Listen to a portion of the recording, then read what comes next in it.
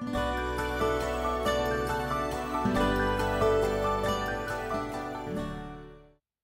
read through the word. Today is June 10th. We are continuing on looking at our nations of Israel and Judah, and we're going to take a little bit more detail at all of those two colors of pencils that I've been talking to you about. So today we're going to try to make some sense of that as we continue on into the next section. Specifically, I want us to look at 1 Kings 16, and it'll be 8 through 28. So it is a lot of things going on in this section, which is why if you have colored the kings of Israel and the kings of Judah, it will help you tremendously. So this is what I want our big takeaway to look at. I want to see what's going on here with all of this turmoil and chaos, and then why does it matter other than because it's in here, and then how do you take something like this and apply it to life today? So that's what our challenge is for this day, is to take this. Now, here's the nerd stuff. Now, if you have not caught on to this yet about me, you will catch on pretty quickly. I am a nerd, and I've embraced it at this age, and I'm truly okay with it. It's a compliment. So when I call people a nerd, it's a compliment. It's not something bad. I consider it a compliment. I say, come on, nerds for Jesus. But it is fascinating. That's why the Word of God fascinates me. The more you read it, the more you realize you do not know. And the bigger God gets and the smaller I get. And I love that. It puts things into perspective for me to see the bigness of our God, which we get to talk about big time when we do our readings for tomorrow. I'm very excited about that. But today I want to take a look and for us to notice. Now, here's the thing. As you're reading through these sections, and as Wendy has done her teaching, just a reminder of some things that are going on. Okay, the books of 1st and 2nd Kings are telling us the story of Israel and Judah. But if you want to fill in some more information, which is the wonderful thing about reading out of the chronological Bible, is it puts this in here for us. So most people don't realize these things when you're looking at the books of the Old Testament, that they're not chronological, which we know because we're reading out of the chronological Bible, which is why this is such a helpful way to read. But First Chronicles gives us an editorial on the life of David. The book of 2nd Chronicles gives us the details, information, continuing on the promise of God and the throne of God that he has promised, which is Judah. So 2nd Chronicles is all about the kings of Judah, which is where it gets confusing because 1st and 2nd Kings are going to tell you about the kings of Judah and of Israel. So as we continue through that, we get to some more confusing things, but that's why we're here together, so we can not be confused about it. So as we look at this, I want us to see that as you've colored the different kings in different colors, and part of that is to make you slow down in your reading, to notice some things. So in the life of the kingdom of Israel, which will exist until the Assyrians come along and scatter them over the face of the earth, they have 19 kings. So, and if you have different tools, study tools, or if you have a study Bible, usually there's a great list in there. But the great thing about doing this on our own is we get to do this work on our own. It's inductive. We're teaching ourselves instead of deductive and letting somebody else tell us the information. So let's dig and go through.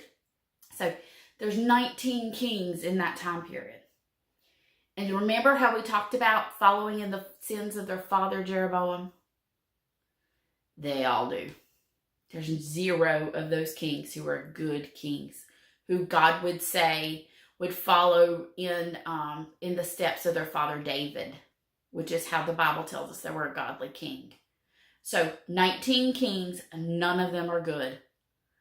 And then in Judah, which is the throne of promise. Remember that. It's the throne of promise. In their time period, so that's what you're going to see about this uproar and chaos, is their time period lasts around 200 years later until the Babylonians come.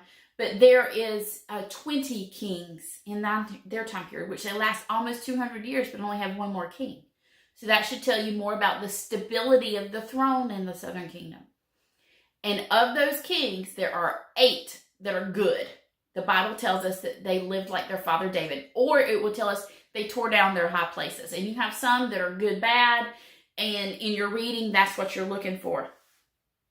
But it's this whole idea of, as we're reading about kings, the high places. Remember, Jeroboam set up some of those. And you'll see it. And some of these kings have a mixed allegiance. They want to keep their people happy and try to sort of ride the fence. Keep God happy at the same time. You can't do both. And God tells us that in his word. I mean, when he gives us what he thinks of these kings. Is my heart completely his? And that's what you're looking for, Judah. That's what you want to continue to see, because this is the throne of David. This is the throne of Messiah. This is why you will see things look so much different with the throne of Judah versus the throne of Israel. Look right here in 1 Kings 16, 23 through 28. This is about Omri. It says, Omri began to rule over Israel in the 31st year of King Asa's reign in Judah. So it's telling us why Omri's here in the northern kingdom, Asa's here in the southern kingdom.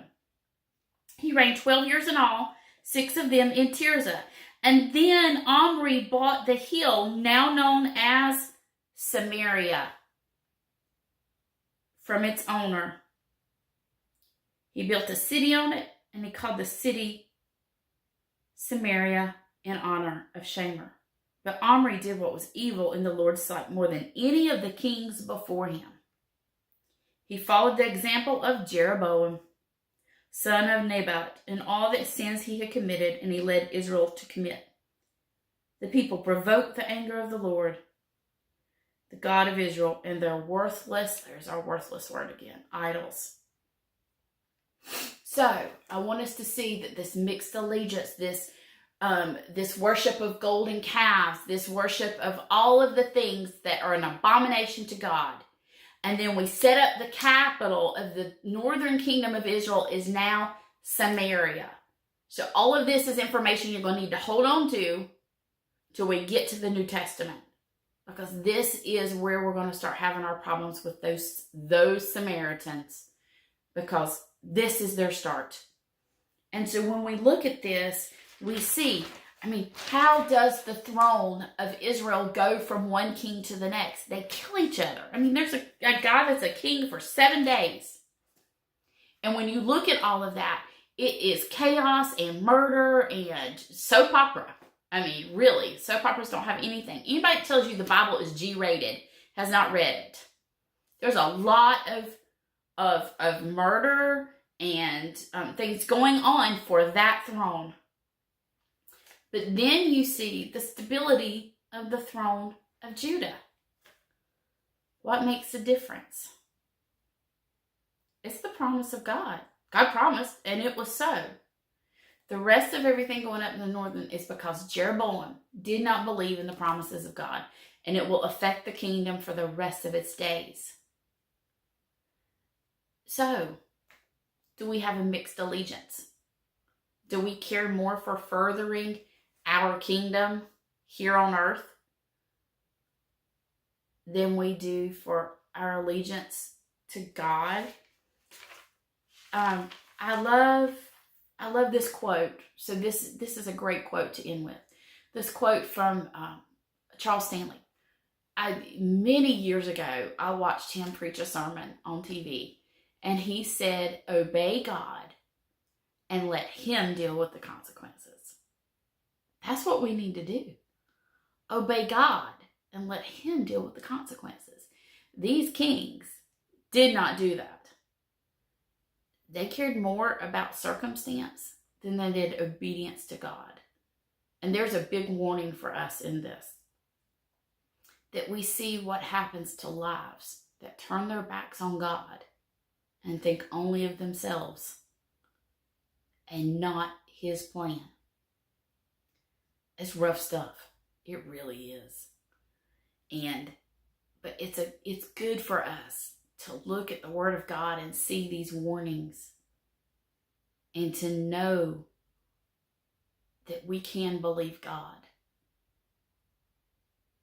and that his ways are much better than ours. Because look at what happens when we go with our ways.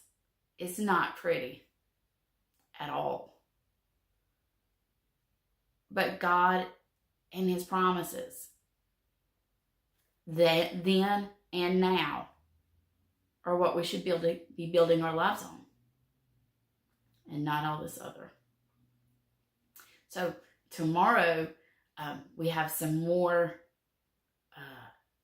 hard stuff to look at, but one of my most favorite things to talk about in the Bible. So, which I say that about a lot of things. So I will see you later. Thank you for joining us at Read Through the Word. Bye.